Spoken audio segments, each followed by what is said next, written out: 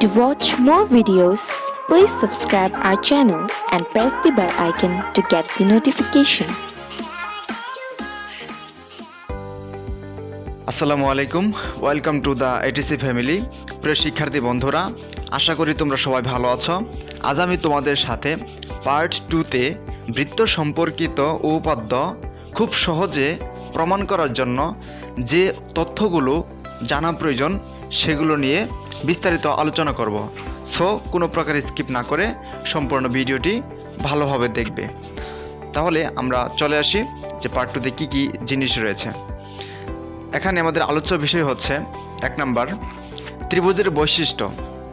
এক নাম্বার হচ্ছে ত্রিভুজের বৈশিষ্ট্য, আমরা ত্রিভুজের বৈশিষ্ট্য বুঝব। 2 নাম্বার হচ্ছে ত্রিভুজের সর্বসমতা, অর্থাৎ দুইটা ত্রিভুজকে আমরা কিভাবে সর্বসম করব। 3 নাম্বার হচ্ছে ত্রিভুজের সর্বসমতাকরণ, অর্থাৎ কিভাবে কি উপায়ে আমরা দুইটা ত্রিভুজকে সর্বসম করব। প্রথমে চলে আসি ত্রিভুজের বৈশিষ্ট্য। তাহলে ত্রিভুজের বৈশিষ্ট্য হচ্ছে কয়টি? ত্রিভুজের বৈশিষ্ট্য হচ্ছে 6টি। এটা আমার মতো করে আমি এখানে সাজিয়েছি।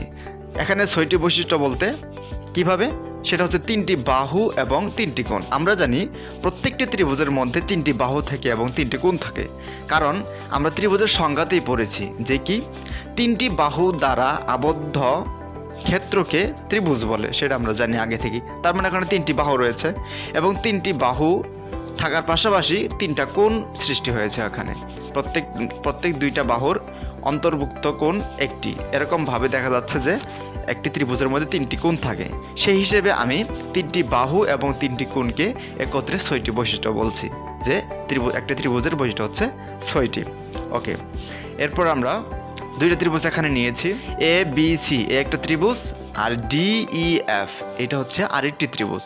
এই 2টা ত্রিভুজকে আমরা মধ্যে যদি আমরা তুলনা করি তাহলে কি কি জিনিস পাবো। প্রথম ত্রিভুজ থেকে আমরা পাচ্ছি এ বি বাহু, বি হতে সি অর্থাৎ বিসি বাহু, এবং সি বিন্দু হতে এ বিন্দু, দ্যাট ইজ এ সি বাহু। তাহলে প্রথম ত্রিভুজ থেকে আমি 3টে বাহু পাচ্ছি, এ বি বি সি সি এ। এটা আমি নিচে লিখেছি, দেখো, এই দেখো, এ বি হচ্ছে প্রথম বাহু, এরপর হচ্ছে বিসি, তারপর হচ্ছে সি এ। তাহলে প্রথম ত্রিভুজ থেকে আমি 3টি বৈশিষ্ট্য পেলাম, সেটা হচ্ছে 3টি বাহু, এ বি বি সি সি এ। এরপর আমরা চলে আসি যে কোণ। প্রথম ত্রিভুজ থেকে আমরা কোণ বের করব। কোণ লেখার জন্য তোমাকে একটা জিনিস মাথায় রাখতে হবে যে কোণটা, অর্থাৎ এখানে যে কোণটা উৎপন্ন হলো এটা কোথায় অবস্থান করছে, কোন বিন্দুতে অবস্থান করছে। যে বিন্দুতে অবস্থান করছে সেই বিন্দুটা মাঝে বসাতে হবে, অর্থাৎ কোণকে প্রকাশ করার জন্য একটা কোণ চিহ্ন দিতে হবে, এবং আমরা 3টা বিন্দুও লিখতে পারি অথবা একটি বিন্দুও লিখতে পারি, সেটা আমাদের বোঝার সুবিধার্থে আমরা যেটা করি সেটা লিখতে পারি। কিন্তু আমরা যদি 3টা বিন্দু লিখি তাহলে মাঝে লিখব ওই বিন্দুটা যে বিন্দুতে কোণটি অবস্থান করছে। তাহলে এখানে যেহেতু লিখেছি এ বি সি কোণ, তার মানে বোঝা যাচ্ছে যে মাঝে বি বিন্দুটা অবস্থান করছে। তার মানে কোন উদ্দীপকের চিত্রে, অর্থাৎ এবিসি ত্রিভুজের মধ্যে কোন কোণটিকে নির্দেশ করছে, দ্যাট হচ্ছে বি। এই যে বি কোণটা আমরা যেটা লক্ষ্য করছি লম্ব অথবা 90 ডিগ্রি, যেহেতু বি বিন্দুটা মাঝে অবস্থান করছে, সো এই কোণটাকে বোঝানো হচ্ছে। এরপর হচ্ছে বি সি এ কোণ, অর্থাৎ বি সি এ কোণ। তাহলে বি সি এ কোণ মাঝে কোন বিন্দুটি রয়েছে, দ্যাট হচ্ছে সি বিন্দু। তাহলে যেহেতু সি বিন্দু মাঝে অবস্থান করছে, তার মানে এই বিসি এ কোণ দ্বারা সি কোণকে বোঝানো হচ্ছে। অনুরূপভাবে পরেরটা দেখো, এ সি বি কোণ। তাহলে এ সি বি কোণ, এখানে আমি আবারও সি কোণকে নির্দেশ করেছি, আসলে এখানে এ কোণকে বোঝানো হবে, দ্যাট হচ্ছে বি এ সি কোণ। তাহলে এখানে যদি আমি বি এ সি কোণ লিখি তাহলে কোণটাকে প্রকাশ করা হবে, সেটা হচ্ছে এ কোণকে প্রকাশ করা হবে, কারণ এ বিন্দুটা মাঝে অবস্থান করবে। তাহলে প্রথম ত্রিভুজ থেকে আমি 6টি বৈশিষ্ট্য পেলাম, 3টি বাহু এবং 3টি কোণ। তাহলে 3টি বাহু হচ্ছে এ বি বি সি এবং সি এ, এবং 3টি কোণ হচ্ছে এ বি সি কোণ, বি সি এ কোণ, আরেকটা হচ্ছে এখানে typing mistake, B A C কোণ হবে, অর্থাৎ এখানে এ সি বি এর পরিবর্তে বি এ সি কোণ হবে। তাহলে প্রথম ত্রিভুজ থেকে 6টি বৈশিষ্ট্য আমরা বুঝে গেলাম। অনুরূপভাবে দ্বিতীয় ত্রিভুজ দ্যাট ইজ হচ্ছে ডিইএফ, তাহলে ডিইএফ ত্রিভুজ থেকে আমরা 3টা বৈশিষ্ট্য পাবো, আর সেগুলো হচ্ছে 3টি বাহু এবং 3টি কোণ। তোমরা যেহেতু প্রথমটা বুঝেছ, সো এটাও ভালোভাবে বুঝবে। ডিএফ একটি বাহু, সো এখানে ডিএফ অথবা এফডি যেটা খুশি, মানে একটা বিন্দুর ক্ষেত্রে কোনো সমস্যা নেই, ডিএফ লিখতে পারো অথবা এফডি যেটা খুশি লিখতে পারো, অর্থাৎ বাহুকে প্রকাশ করলেই হলো। তাহলে এখানে আমি প্রকাশ করেছি এফডি দ্বারা, অর্থাৎ এই বাহুকে বোঝানো হয়েছে। এরপর হচ্ছে ডিই, অর্থাৎ নিচের বাহুটাকে লেখা হয়েছে। এরপর হচ্ছে ইএফ, এই যে অতিভুজ যেটা আর কি, ইএফ আমরা জানি এটা অতিভুজ। তাহলে ইএফ একটি বাহু, এফডি একটি বাহু, ডিই একটি বাহু। তাহলে এখানে এফডি কমা ডিই কমা ইএফ, তাহলে 3টি বাহু এখানে লেখা হলো। তার মানে 3টে বৈশিষ্ট্য আমাদের হয়ে গেছে। এখন আমরা কোণ নিয়ে লিখব। যেমন এখানে লেখা আছে এফডিএ। তোমাদের যেহেতু আমি আগেই বলেছি যে মাঝে যে বিন্দুটা অবস্থান করে সেই বিন্দুতে ওই কোণটা অবস্থান করে, যেহেতু মাঝে ডি বিন্দু, তার মানে এখানে তোমরা বুঝতেই পারছো যে এখানে কোণটাকে বোঝানো হবে, অবশ্যই এই ডি কোণকে বোঝানো হবে, কারণ ডি কোণটা মাঝে অবস্থান করছে, ডি বিন্দুটা মাঝে অবস্থান করছে। তাহলে ডি কোণ মাঝে অবস্থান করলে তাহলে এখানে হচ্ছে এফ ডি ই কোণ, এফ ডি ই কোণ, এখানে এ হবে না ই হবে, তাহলে এফ ডি ই কোণ অর্থাৎ ডি কোণকে বোঝানো হয়েছে। তাহলে প্রথম একটি বৈশিষ্ট্য পেয়ে গেলাম। এরপর হচ্ছে ডিইএফ, ডিইএফ তার মানে আমরা দেখতে পাচ্ছি যে ডিইএফ এর মধ্যে ই বিন্দুটা মাঝে অবস্থান করছে, তার মানে এই ডিইএফ কোণ দ্বারা কোণটিকে বোঝানো হচ্ছে, সেটা হচ্ছে ই কোণকে বোঝানো হচ্ছে, কারণ ই বিন্দুটা মাঝে অবস্থান করে। তাহলে ই কোণটা যেহেতু মাঝে অবস্থান করছে, সো এখানে কোণকে বোঝানো হচ্ছে ই কোণকে, দ্যাট ইজ হচ্ছে ডিইএফ। এরপর হচ্ছে লাস্ট যেটা ইএফডি, ইএফডি তার মানে তোমরা এখন নিজেই বুঝতে পারছো যে আসলে কোনটা এখানে বসবে, যেহেতু মাঝে এফ বিন্দু, সো এখানে এফ কোণটি হবে। তাহলে দ্বিতীয় ত্রিভুজ থেকে ডিইএফ ত্রিভুজ থেকে আমি এখানেও 6টি বৈশিষ্ট্য পেলাম, সেগুলো হচ্ছে 3টি বাহু এবং 3টি কোণ। তাহলে আশা করি তোমরা এই ত্রিভুজের যে বৈশিষ্ট্য এখানে আমি বলেছিলাম, ত্রিভুজের বৈশিষ্ট্য 6টি, 3টি বাহু এবং 3টি কোণ, সেটা তোমরা ভালোভাবে বুঝেছ। এরপর আমরা চলে আসি হলো সর্বসমতা। এখন সর্বসমতা আমাদের বুঝতে হবে যে সর্বসমতা আসলে কি। এখন সর্বসমতার যদি আমরা করতে যাই তাহলে আমাকে 2টা ত্রিভুজ প্রয়োজন হবে, তাহলে 2টা ত্রিভুজের মধ্যে আমরা সর্বসম করব। আর এখানে লেখা হয়েছে যে 2টা ত্রিভুজের মধ্যে সর্বসমতার শর্ত হচ্ছে 3টি, অর্থাৎ যেহেতু আমরা একটু আগেই জানলাম একটা ত্রিভুজের মধ্যে 6টি বৈশিষ্ট্য থাকে, তাহলে 2টা ত্রিভুজের মধ্যে 6টি করে 12টি বৈশিষ্ট্য রয়েছে। সো প্রথম ত্রিভুজ এবং দ্বিতীয় ত্রিভুজকে যদি আমি সর্বসম করতে চাই, তাহলে প্রথম ত্রিভুজ থেকে 3টা বৈশিষ্ট্য, দ্বিতীয় ত্রিভুজ থেকে 3টা বৈশিষ্ট্য যদি আমি সমান লিখতে পারি, যুক্তি সহ কিন্তু করতে হবে, যেহেতু উপাদ্য কিন্তু যুক্তি ছাড়া হবে না। তুমি 2টা ত্রিভুজের মধ্যে প্রথম ত্রিভুজের একটি বৈশিষ্ট্য, দ্বিতীয় ত্রিভুজের একটি বৈশিষ্ট্য সমান লেখলা, কিন্তু সেটা কেন, সেই কারণটা কিন্তু আমাদের দেখাতে হবে। তাহলে এরকম হচ্ছে যে 2টি ত্রিভুজের মধ্যে সর্বসমতা শর্ত 3টি, অর্থাৎ আমরা কারণ সহ আমরা যদি 2টা ত্রিভুজের মধ্যে 1 নাম্বার, 2 নাম্বার এবং 3 নাম্বার, অর্থাৎ এরকমভাবে ক্রমানুসারে যদি আমরা 3টি বৈশিষ্ট্য সমান লিখতে পারি, তাহলে বলতে পারবো যে ত্রিভুজ এটা সর্বসম, অর্থাৎ ত্রিভুজের বাকি যে বৈশিষ্ট্যগুলো থাকবে সেগুলোও সমান হবে। দেখি আমরা সেগুলো কিভাবে হয়। যেমন এখানে আমরা যেভাবে করতে পারি, 1 নাম্বার হচ্ছে প্রথম ত্রিভুজের মানে এখানে বোঝাচ্ছে আমি প্রথম ত্রিভুজের 3 বাহু দ্বিতীয় ত্রিভুজের 3 বাহুর সমান হলে, অর্থাৎ এখানে একটা জিনিস তোমাদের মাথায় রাখতে হবে যে প্রথম ত্রিভুজ থেকে যে বৈশিষ্ট্যগুলো আমি নিব, দ্বিতীয় ত্রিভুজ থেকেও সেই বৈশিষ্ট্য নিব। যেমন এখানে প্রথম ত্রিভুজ থেকে 3টি বাহু নিচ্ছি, এখন 3টি বাহু নিয়ে যদি আমি দ্বিতীয় ত্রিভুজ থেকে 3টি কোণ নিই তাহলে কিন্তু হবে না, 3টি বাহুই নিতে হবে। অর্থাৎ আমি প্রথম ত্রিভুজ থেকে যে বৈশিষ্ট্যগুলো নেব দ্বিতীয় ত্রিভুজ থেকেও একই ধরনের বৈশিষ্ট্যগুলো নেব। তাহলে যেহেতু আমাদের তিনটা বৈশিষ্ট্য সমান লিখতে হবে, তাহলে আমি প্রথম ত্রিভুজ থেকে তিনটি বাহু নিলাম, তার মানে এখানে তিনটা বৈশিষ্ট্য লেখা হয়ে যাবে, এবং দ্বিতীয় ত্রিভুজ থেকে তিনটি বাহু নেব, তাহলে এখানেও তিনটা বৈশিষ্ট্য লেখা হয়ে যাবে। তাহলে প্রথম দুইটা ত্রিভুজের মধ্যে প্রথমটার 3 বাহু এবং দ্বিতীয়টির 3 বাহু যদি সমান হয়, তাহলে এই প্রথম উপায়ে বা প্রথম মাধ্যমে দুইটা ত্রিভুজকে আমরা সর্বসম করতে পারবো। এখন আমরা চলে আসি 2 নাম্বার উপায়ে কিভাবে দুইটা ত্রিভুজকে সর্বসম করা যায়। যেমন প্রথম ত্রিভুজ থেকে তুমি 2টি বাহু নিবা এবং একটি কোণ নিবা, তাহলে এখানে 3টি বৈশিষ্ট্য হয়ে গেল। অনুরূপভাবে দ্বিতীয় ত্রিভুজ থেকেও 2টি বাহু এবং একটি কোণ নিতে হবে। তাহলে এখানেও কিন্তু একটু স্মরণ রাখতে হবে কি, দেখো প্রথম ত্রিভুজ থেকে 2টি বাহু নেওয়া হচ্ছে, দ্বিতীয় ত্রিভুজ থেকেও কিন্তু 2টি বাহু নেওয়া হচ্ছে। তুমি যদি এখানে প্রথম ত্রিভুজ থেকে 2টি বাহু নাও এবং দ্বিতীয় ত্রিভুজ থেকে 2টি কোণ নাও, তাহলে কিন্তু হলো না। আমি যেহেতু আগেই বললাম তোমাদের যে তুমি প্রথম ত্রিভুজ থেকে যে ধরনের বৈশিষ্ট্যগুলো নিবা দ্বিতীয় ত্রিভুজ থেকেও একই ধরনের বৈশিষ্ট্য নিতে হবে। তাহলে প্রথম ত্রিভুজ থেকে যদি 2টি বাহু নাও, তাহলে দ্বিতীয় ত্রিভুজ থেকেও 2টি বাহু নিতে হবে, এবং প্রথম ত্রিভুজ থেকে একটি কোণ, অনুরূপভাবে দ্বিতীয় ত্রিভুজ থেকে একটি কোণ। তাহলে প্রথম ত্রিভুজ থেকে 2টি বাহু ও একটি কোণ মিলে 3টি বৈশিষ্ট্য, দ্বিতীয় ত্রিভুজ থেকে 2টি বাহু ও একটি কোণ মিলে 3টে বৈশিষ্ট্য। তাহলে 3টি বৈশিষ্ট্য যদি প্রথম ত্রিভুজে 3টি বৈশিষ্ট্য এবং দ্বিতীয় ত্রিভুজে 3টি বৈশিষ্ট্য যদি সমান লিখতে পারো, তাহলে এই 2 নাম্বার উপায়েও আমরা দুইটা ত্রিভুজকে সর্বসম করতে পারি। এরপর হচ্ছে 3 নাম্বার উপায়, যে আমরা অন্যভাবেও দুইটা ত্রিভুজকে সর্বসম করতে পারি। সেটা হচ্ছে প্রথম ত্রিভুজ থেকে একটি বাহু নিব ও 2টি কোণ নিব, এবং দ্বিতীয় ত্রিভুজ থেকে একটি বাহু নিব এবং 2টি কোণ নিব। তোমরা অবশ্যই বুঝতে পারছো, যে দেখো এখানে যে প্রথম ত্রিভুজের একটি বাহু নেওয়া হয়েছে এবং দ্বিতীয় ত্রিভুজ থেকে একটি বাহু নেওয়া হয়েছে, এবং প্রথম ত্রিভুজ থেকে 2টি কোণ এবং দ্বিতীয় ত্রিভুজ থেকেও 2টি কোণ, অর্থাৎ একই ধরনের বৈশিষ্ট্য কিন্তু নেওয়া হয়েছে।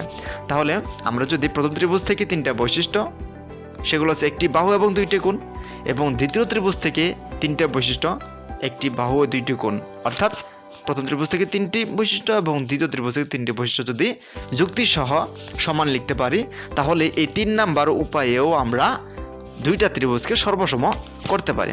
তাহলে আমরা কি বুঝলাম, যে দুইটা ত্রিভুজকে আমরা 3টি উপায়ে সর্বসম করতে পারি। এখন তোমার কাছে যে বৈশিষ্ট্যগুলোর যুক্তি থাকবে সেগুলা ইউজ করে তুমি সর্বসম করবা। তোমার কাছে যদি থাকে যে হ্যাঁ, আমি দুইটা ত্রিভুজের মধ্যে 3টি বাহু বৈশিষ্ট্য আমি যুক্তি সহ, দ্বিতীয় ত্রিভুজে 3টি বাহুর বৈশিষ্ট্য যুক্তি সহ যদি আমি লিখতে পারি, তাহলে প্রথম উপায় করে ফেলবো।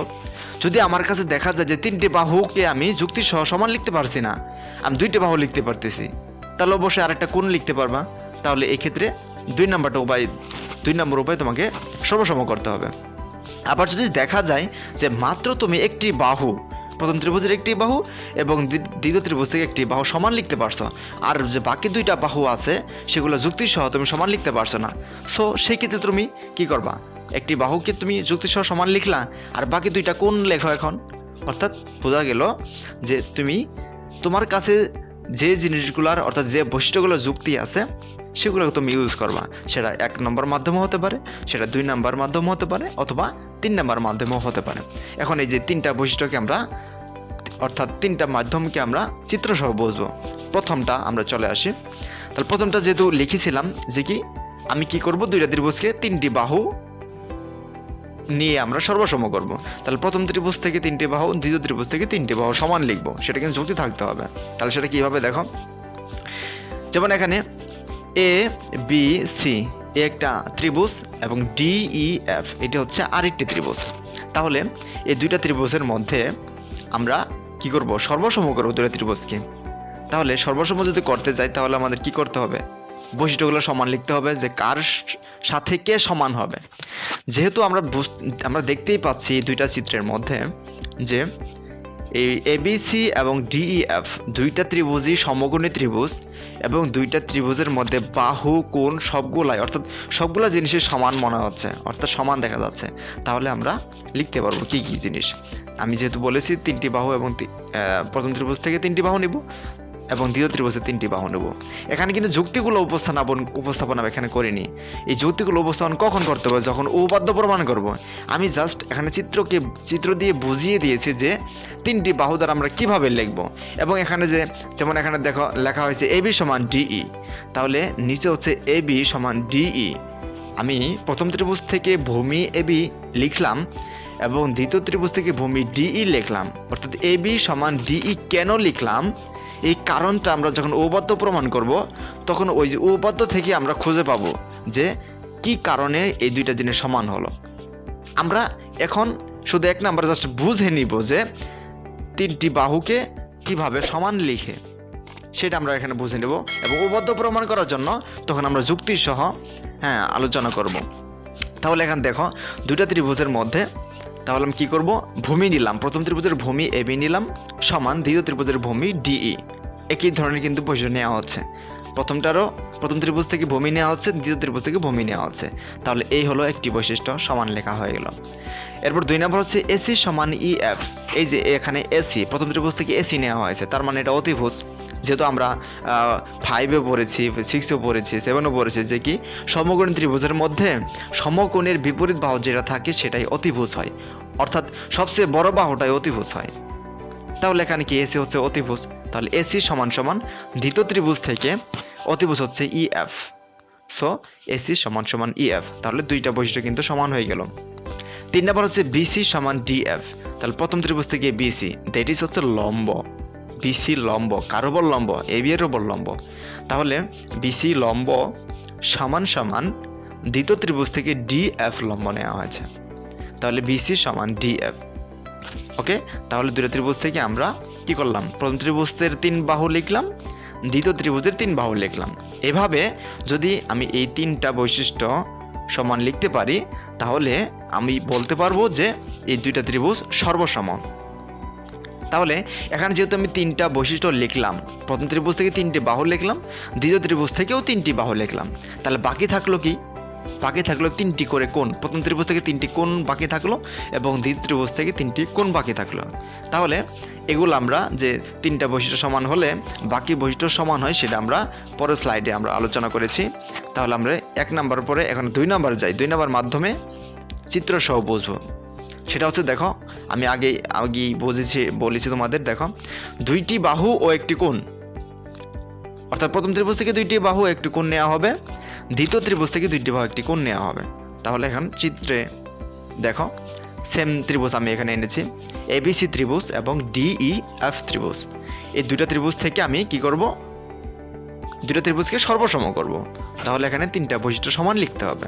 তাহলে কি কি লিখব সেটা তো এখানে লেখাই আছে যে প্রথম ত্রিভুজ থেকে 2টি বাহু লিখব এবং দ্বিতীয় ত্রিভুজ থেকে 2টি বাহু লিখব।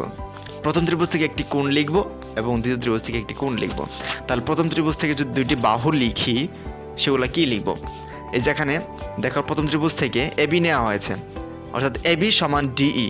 তাহলে প্রথম ত্রিভুজের ভূমি AB, দ্বিতীয় ত্রিভুজের ভূমি DE, এই দুইটা জিনিস সমান লেখা আছে। তাহলে একটি বৈশিষ্ট্য হয়ে গেল, সেটা হচ্ছে বাহুর বৈশিষ্ট্য। 2 নম্বর হচ্ছে AC সমান EF। তাহলে প্রথম ত্রিভুজের AC সেটা হচ্ছে অতিভুজ, দ্বিতীয় ত্রিভুজের অতিভুজ কি EF, তাহলে AC সমান EF।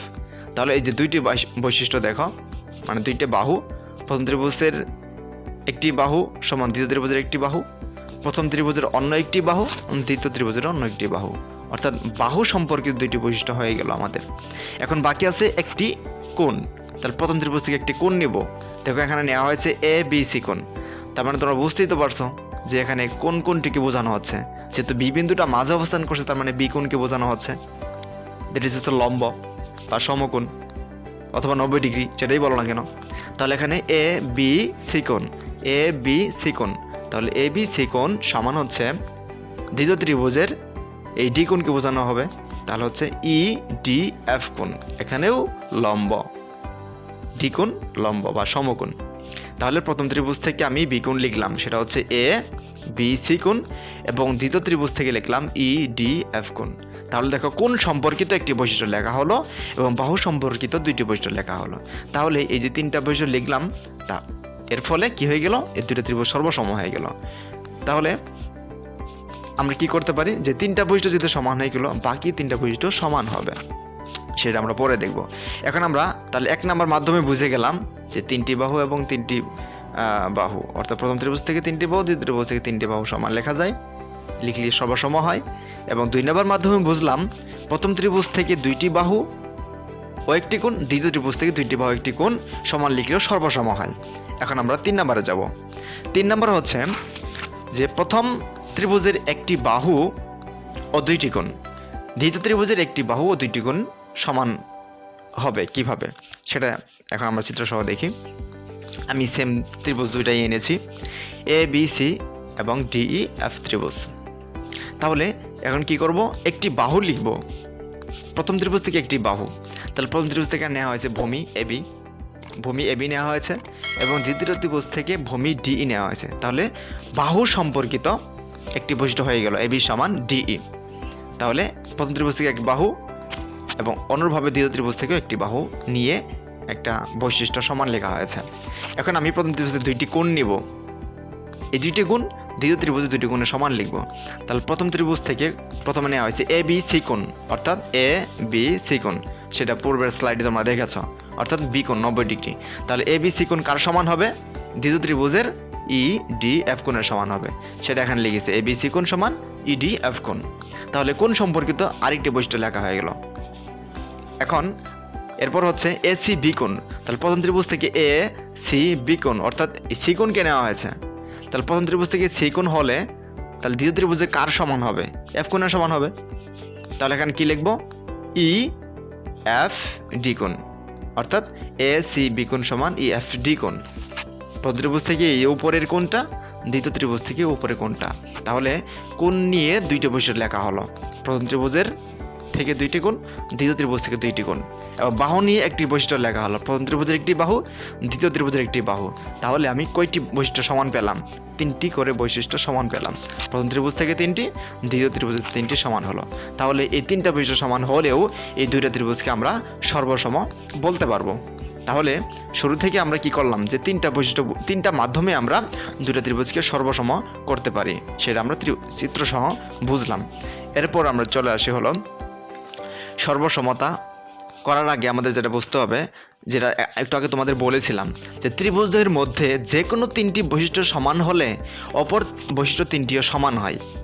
তাহলে ত্রিভুজের মধ্যে যদি 3টা বৈশিষ্ট্য সমান হয়, সেটা তো আমরা একটু আগেই বুঝলাম যে সর্বসম করলাম, যে 2টা ত্রিভুজকে সর্বসম কীভাবে করলাম, 3টা বৈশিষ্ট্য সমান লিখলে বাকি 3টা বৈশিষ্ট্য সমান হয়।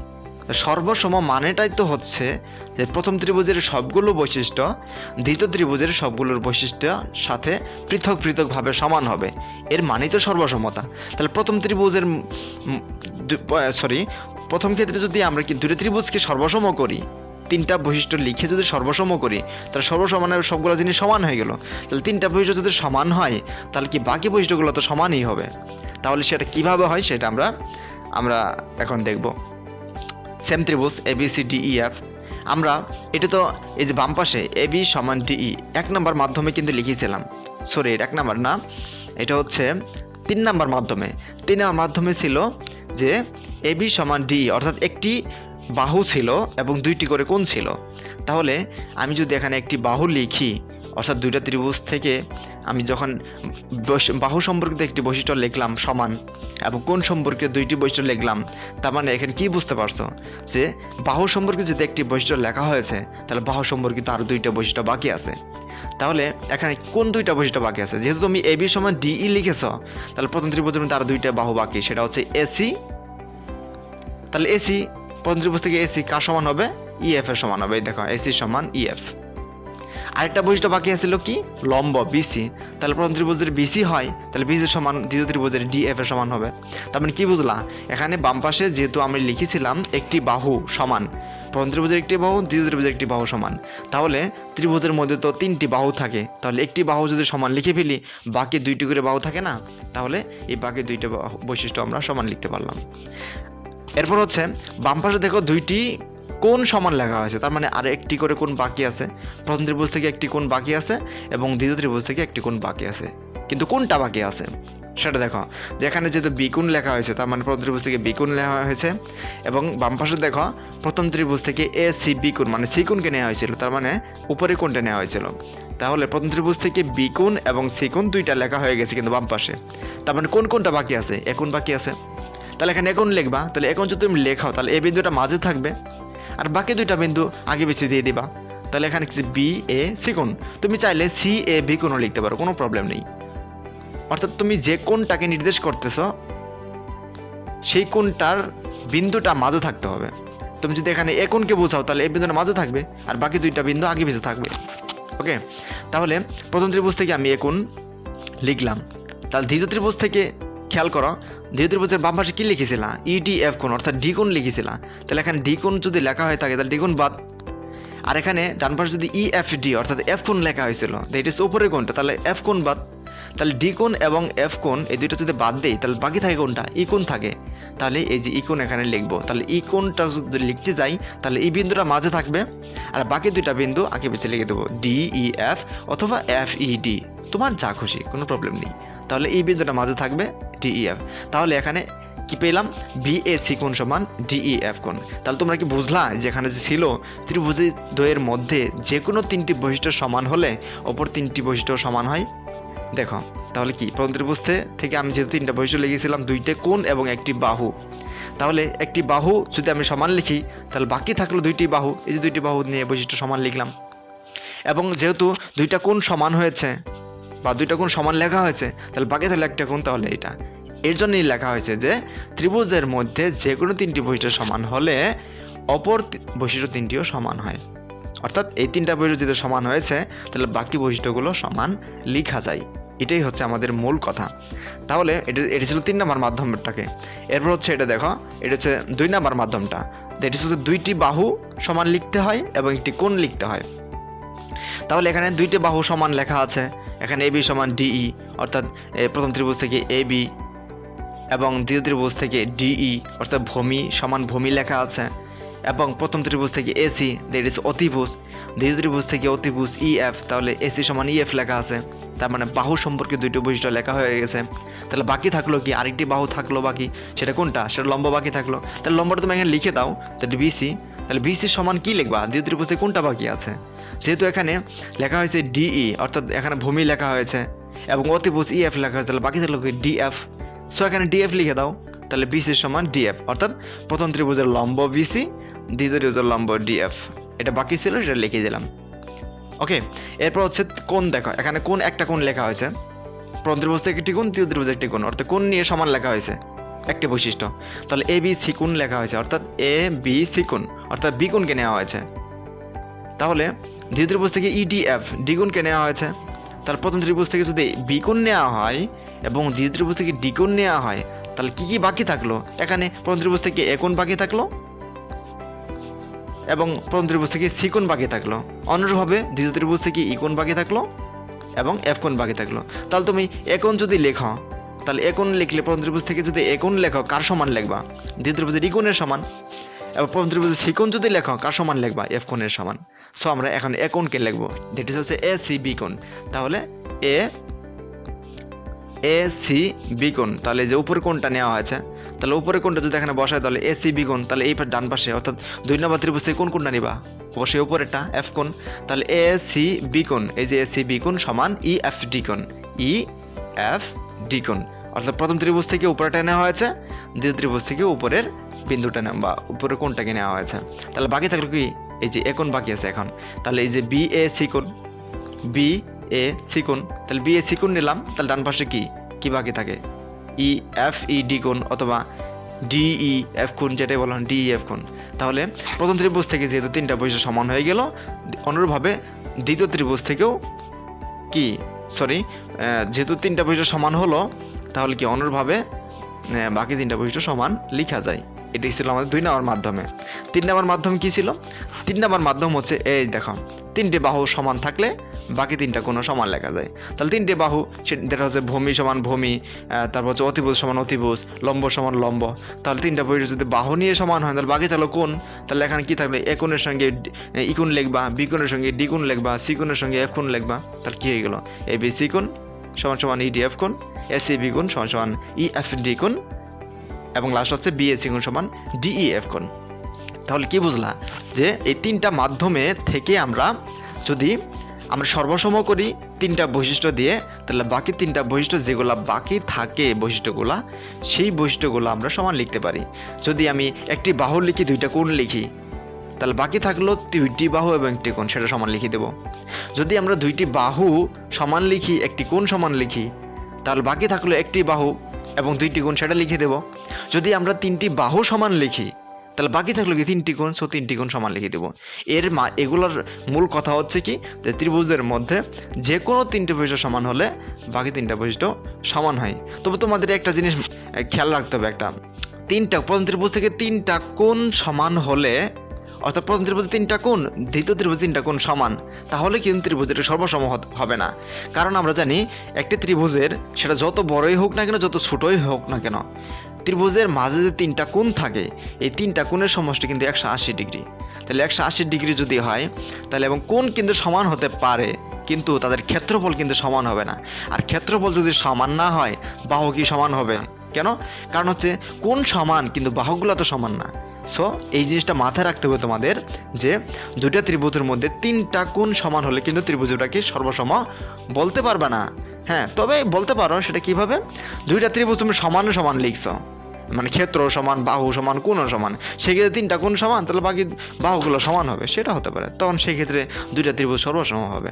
কিন্তু সব ক্ষেত্রে কিন্তু সেটা হবে না। কারণ কেউ তোমাকে প্রশ্ন করলো যে আমি একটা ত্রিভুজ বড় নিব আর একটা ত্রিভুজ ছোট নিলাম, তাহলে এটা প্রথম ত্রিভুজের তিনটি কোণ, দ্বিতীয় ত্রিভুজ তিনটে কোণের সমান, তাহলে কি ত্রিভুজের সর্বসম?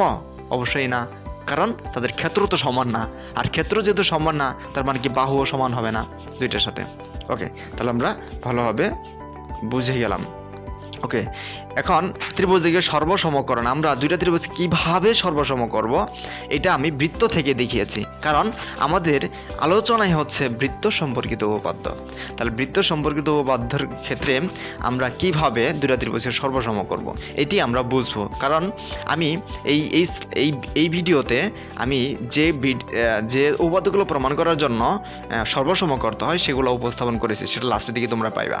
তাহলে দেখো, আমরা এই বৃত্তের ভিতরে যে দুইটা ত্রিভুজ উৎপন্ন হয়েছে, অর্থাৎ কেন্দ্র ও, এখান থেকে আমি এই যে এবি নিলাম, অর্থাৎ এভাবে যে আমি দুইটা ত্রিভুজ সৃষ্টি করলাম, এই একটা ত্রিভুজ যেটি হচ্ছে ও এ এম, আরেকটা হচ্ছে ও বি এম, দুইটা ত্রিভুজ উৎপন্ন হয়েছে। এখন এই দুইটা ত্রিভুজকে আমি সর্বসম করব। এই যে এখনই তোমরা বুঝতে পারবা যে যুক্তি সহ কিভাবে সর্বসম করতে হয়। আগেরগুলো কিন্তু যুক্তি ছিল না, কিন্তু এগুলো যুক্তি সহ প্রমাণ করব। দেখো তোমরা কিভাবে সমান করি যুক্তি সহ। প্রথমে এই দুইটা ত্রিভুজকে আমি আলাদা করে নিলাম, যেহেতু এখানে ও এবং এম কমন বিন্দু দুইটা ত্রিভুজেরই।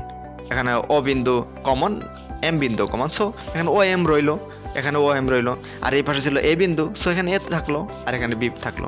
অর্থাৎ জাস্ট আমি দুইটা এই ত্রিভুজকে যেহেতু একত্রে ছিল এবং কমন একটা বাহু ও এম ছিল, আমি জাস্ট একটু আলাদা করে দিয়েছি বোঝার সুবিধার্থে।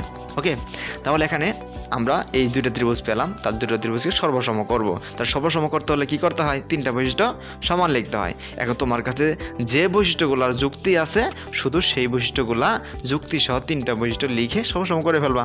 দেখো এখানে যুক্তি আছে আমাদের। 1 নাম্বার লিখেছি ও এম সমান ও এম। প্রথম ত্রিভুজ থেকে ও এম, দ্বিতীয় ত্রিভুজের ও এম সমান। এটা কেন সমান? কারণ হচ্ছে সাধারণ বাহু। সাধারণ বাহু মানে কি? তুমি এখানে দেখো চিত্রে, ও এম সমান ও এম তো হবেই, কারণ এটা তো এখানে ও এম বাহুটা হচ্ছে এই ত্রিভুজের, অনুরূপভাবে ও এম বাহু দ্বিতীয় ত্রিভুজেরও। তাহলে দুইজনের তো একই বাহু, সেম বাহু। তো সেম বাহু যদি হয় তাহলে বৈশিষ্ট্য সমান হবে। এটা যদি 5 সেন্টিমিটার হয়, তাহলে এটা যদি আলাদা করো, এখানে 5 এখানেও 5ই থাকবে। সো ও এম সমান ও এম, এটা লেখাই যায়। তাহলে কারণ হিসেবে তোমরা যুক্তিটা কি লিখবা? যে কমন বাহু বা সাধারণ বাহু। তাহলে এটা যেহেতু যুক্তি আছে, সো এটাকে সমান লিখতে পারলা। যেটার যুক্তি নাই তোমার কাছে, সেটা কিন্তু সমান লিখতে পারবে না। এরপর চলে আসে 2 নাম্বার। 2 নাম্বার দেখো লেখা আছে ও এ সমান ও বি, অর্থাৎ এখান থেকে লেখা আছে ও এ, প্রথম ত্রিভুজের ও এ অতিভুজ নেওয়া হয়েছে, দ্বিতীয় ত্রিভুজ থেকে ও বি অতিভুজ নেওয়া হয়েছে। এখন এই দুইটা বাহু যে আমরা সমান লিখলাম, সেটা চিত্রে দেখো, বৃত্তের চিত্রে ও এ সমান ও বি, অর্থাৎ এই দুইটা বাহু যে সমান। কেন সমান? তার কারণ হচ্ছে উভয়ে একই বৃত্তের ব্যাসার্ধ। আমি পার্ট 1 কিন্তু বিস্তারিত আলোচনা করেছি বেসিক নিয়ে, একটা বৃত্তের ব্যাসার্ধ, ব্যাস, হ্যাঁ, তারপর হচ্ছে তোমার কেন্দ্র, বিস্তারিত আলোচনা করা আছে। তাহলে ওখানে আমি এটা বলেছিলাম যে কেন্দ্র হতে পরিধিতে যদি একটা দুইটা অথবা 10টা যে কয়টা তুমি বিন্দু নাও, কেন্দ্র হতে প্রথম যে বিন্দু নিয়েছ এটা যোগ করলে তার পরিমাপ যদি 5 সেন্টিমিটার হয়, এই পরিধির মধ্যে আরেকটা বিন্দু যদি বি নাও, অবি যোগ করে সেটা দেখো, তার মেপে দেখো, এটাও 5 সেন্টিমিটার হবে। অনুরূপভাবে এখানে যদি তুমি সি বিন্দু নাও, সি বিন্দু নিয়ে যদি ও সি যোগ করো, এটা মেপে দেখো এটাও 5।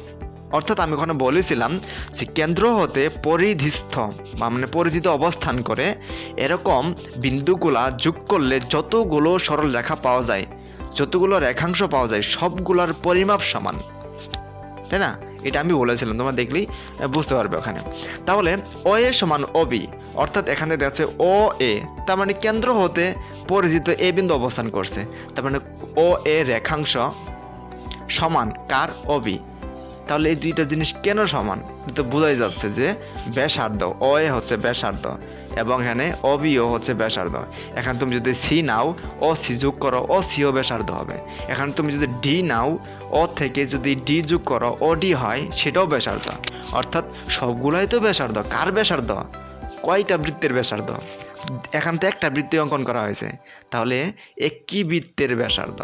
তাহলে এখানে লেখা হয়েছে উভয়ে, উভয় মানে দুইজনেই, ও এ এবং ও বি দুইজনেই একই বৃত্তের ব্যাসার্ধ, মানে এই একটা বৃত্তের ব্যাসার্ধ। এখানে আর কোনো বৃত্ত আছে? নেই, যেহেতু এখানে একটা বৃত্ত আছে এই জন্য বলা হচ্ছে উভয় একই বৃত্তের ব্যাসার্ধ। যদি দুইটা বৃত্ত থাকতো তাহলে সেই ক্ষেত্রে কিন্তু দুটো সমান লিখতে পারতো না, কারণ একটা বৃত্ত এত ছোট একটা নীলা যেটার ব্যাসার্ধ হচ্ছে 2 সেন্টিমিটার, আর এটা নীলা এটার ব্যাসার্ধ হচ্ছে 5 সেন্টিমিটার। তাহলে দুইটা যদি সমান না হয়, সমান যদি না হয়, তাহলে তুমি কি করতে পারবা? তখন তো বলতে পারবে না যে এই যে ও এ সমান অবি, তো লিখতে পারবে না, কারণ প্রথমটার ব্যাসার্ধ হচ্ছে ও এ, দ্বিতীয়টার ব্যাসার্ধ অবি। অর্থাৎ প্রথমটার ব্যাসার্ধের পরিমাপ 5 সেন্টিমিটার, দ্বিতীয় বৃত্তের ব্যাসার্ধের পরিমাপ 3 সেন্টিমিটার। তাহলে এই দুইটা জিনিস কেমনে সমান হয়? কারণ তারা হচ্ছে দুইটা বৃত্তের আলাদা আলাদা। এই জন্য বলা হয়েছে উভয়ে একই বৃত্তের ব্যাসার্ধ। একই মানে একটা বৃত্তেরই বৈশিষ্ট্য হতে হবে, একই একটা বৃত্তেরই দুইটা ব্যাসার্ধ হতে হবে। তাহলে যেহেতু ও এ এই বৃত্তের ব্যাসার্ধ এবং ও বি এই বৃত্তেরই ব্যাসার্ধ, তাহলে ও এর সমান ও বি আমরা লিখতে পারবো। আর কারণ হিসেবে লিখব উভয়ে একই বৃত্তের ব্যাসার্ধ। তাহলে 1 নম্বরটা ছিল সাধারণ বাহু, এটা কিন্তু যুক্তি আছে তোমার কাছে, সো তুমি এটা লিখতে পারবা। 2 নম্বর হচ্ছে ও এ সমান ও বি, উভয় একই বৃত্তের ব্যাসার্ধ, এটাও তুমি লিখতে পারবা। যুক্তি ছাড়া কিন্তু লেখা যাবে না, কারণ উপপাদ্যের মেইন যে কাজ সেটি হচ্ছে যুক্তি। যুক্তি ছাড়া উপপাদ্য হয় না। তুমি যুক্তি দিয়ে যদি লিখতে পারো তাহলেই হয়ে যাবে। তোমাকে বইয়ের মধ্যে লিখতে হবে তেমন না, তোমাকে কোনো টিচার লিখে দিছে ওভাবেই লিখতে হবে তেমন না। তোমার কাছে যদি যুক্তি থাকে, তুমি যদি দুইটা ত্রিভুজের সর্বসম করার জন্য 3টা বৈশিষ্ট্য যুক্তি সহ উপস্থাপন করতে পারো, তাহলেই তোমারটাই রাইট। আচ্ছা, এরপর আসে 3 নাম্বার।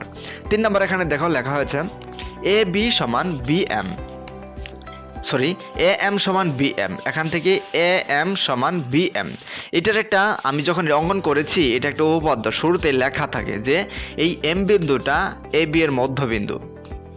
এখানে তো পুরোটা আমি ওই জিনিসগুলো আনিনি, সেটা যখন উপপাদ্যে যাবো তখন বুঝতে পারবা যে আসলে এম এ বি এর মধ্যবিন্দু কেন, কারণ এটা প্রশ্নে লেখা থাকবে এম এ বি এর মধ্যবিন্দু। তাহলে যদি মধ্যবিন্দু হয় তার মানে কি বোঝাচ্ছে? এ বি এই বাহুটাকে, এই জেটাকে 2টা ভাগে ভাগ করা হচ্ছে, এবং 2টা ভাগে কেমন 2টা ভাগ? সমানে সমান 2টা ভাগ।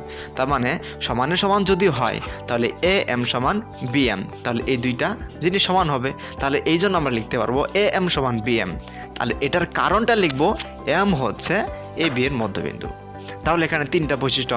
প্রথমটার ক্ষেত্রে তুমি যুক্তি লেখলা সাধারণ বাহু, দ্বিতীয়টার ক্ষেত্রে যুক্তি লেখলা উভয়ে একই বৃত্তের ব্যাসার্ধ, এবং 3 নাম্বার ক্ষেত্রে যুক্তি লেখলা এম হচ্ছে এ বি এর মধ্যবিন্দু। তাহলে 3টা বৈশিষ্ট্য তুমি সুন্দরভাবে যুক্তি সহ কি করে সমান লিখতে পারলা। তাহলে এই দুই ত্রিভুজকে কি করতে পারবা? সর্বসম করতে পারবা। এখন তোমার প্রশ্ন হতে পারে তা আমি যদি এই 3টা ছাড়া আরো সমান লিখতে পারি? হ্যাঁ, লিখতে পারলে তুমি লিখবা, কিন্তু তোমার তো 3টার বেশি লেখার প্রয়োজন নাই, তুমি লিখবা কেন? সময় কেন নষ্ট করবা? এখন তুমি যদি এই 3টা বৈশিষ্ট্য ছাড়া যদি আরো কোনো বৈশিষ্ট্য সমান পাও তাহলে লিখে দিবা, একটা বাদ দিয়ে আরেকটা লিখে দিলা। তুমি 2 নম্বর বাদ দিয়ে তুমি যদি অন্য কোনো বৈশিষ্ট্য লিখতে পারো সমান লিখে দিলা, 3 নম্বর বাদ দিয়ে যদি অন্য কোনো বৈশিষ্ট্য লিখতে পারো লিখে দিলা, কোনো সমস্যা নেই। আমার কাছে 3টা যুক্তি আছে, সো 3টা জিনিস আমি লিখে দিলাম। তাহলে আমরা কি করতে পারবো? এই 2টা ত্রিভুজ সর্বসম হয়ে গেল। ও এ এম সর্বসম, এটা হচ্ছে সর্বসম চিহ্ন, এবং ও বি এম এটা হচ্ছে সর্বসম। তাহলে 2টা ত্রিভুজ সর্বসম।